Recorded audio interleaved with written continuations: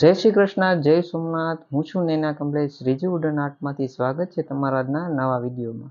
અને પહેલાં તમે મારી ચેનલમાં નવા છો તો પ્લીઝ સબસ્ક્રાઈબ કરી દો અને તમારા ફ્રેન્ડ સર્કલમાં શેર કરી દો. ખાસ કરીને મારા વહાલા વૈષ્ણવોને કે જે આપણા વિડીયો જોઈ છે, તો તમારા જે વૈષ્ણવ ગ્રુપ છે એમાં શેર કરજો કે જેથી કરીને આપણે ઠાકોરજીની સેવા કરવાનો અનેરો લાભ મળે. તો ચાલો જોઈએ મસ્ત મજાની સુંદર વુડન હવેલી. ચાલો જોઈએ.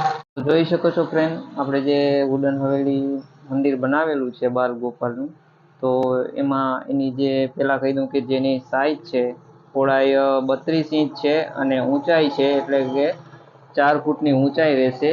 અને ટોટલી વસ્તુનો આમાં સમાવેશ થઈ જશે જે આપણે બાલગોપાલની સેવા કરીએ છીએ એમાં. તો ચાલો નજીકથી બતાવી દઉં કે નજીકથી જોઈએ તો એમાં જે 2 મોર આપેલા છે અને ઉપર બહુ નકશી તો નથી કરી, કારણ કે જે આપણા સબસ્ક્રાઈબર છે એનું કહેવાનું મતલબ કે બહુ નકશીવાળી આપણે ડિઝાઇન નથી જોતા. પછી નીચે જઈએ તો આપણે નીચે પણ ડિઝાઇન આપેલી છે, સાઈડમાં પણ ડિઝાઇન આપેલી છે અને સાઈડમાં જે આપણા અષ્ટછકા આવે છે એ આપણે મૂકેલા છે. જોઈ શકો છો તમે. શ્રીનાથજી છે, યમુનાજી છે એ પણ આપણે મૂકેલા છે. સાઈડમાં પણ જે સખા આવેલા છે એ મૂકેલા છે. જગ્યા વધુ મળી રહે એટલે આપણે અહીંયા જે થાંભલી આવે છે એ નથી મૂકેલી, જેનાથી શું છે કે ઓછી જગ્યામાં વધુ વપરાશ આપણે કરી શકીએ. તો અંદર બતાવી દઉં તમને કે અંદર કઈ રીતનું રહેશે. તો જોઈ શકો છો અંદર આપણે એક મસ્ત મજાનો ઠાકોરજી માટે ઢોલિયો આપેલો છે. જોઈ શકો છો તમે.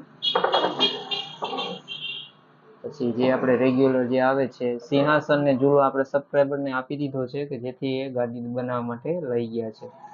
તો આ ફૂલ ગેટ છે. અંદર જોઈએ તો જે આપણે મૂવેબલ સિંહાસન આવે છે એ છે કે જેથી કરીને તમે સિંહાસનનો ઉપયોગ કરી શકો. આ જે ખંડપાટ છે એ આવશે. રાસ મંડળી છે અને પ્રભુજીને જવા માટે સીડી છે. તો આ મંદિર કેવું લાગ્યું ચોક્કસથી ફ્રેન્ડ જણાવજો. હજી તમને ઘણું બતાવવાનું છે, વિડીયોમાં કન્ટિન્યુ રહેજો. જોઈ શકો છો તમે.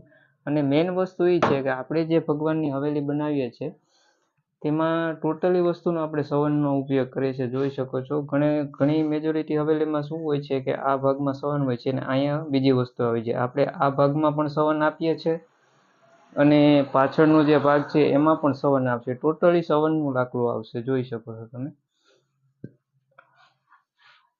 હા, પ્રભુજીનું જે કહેવાય છે ઝરૂખો એ છે.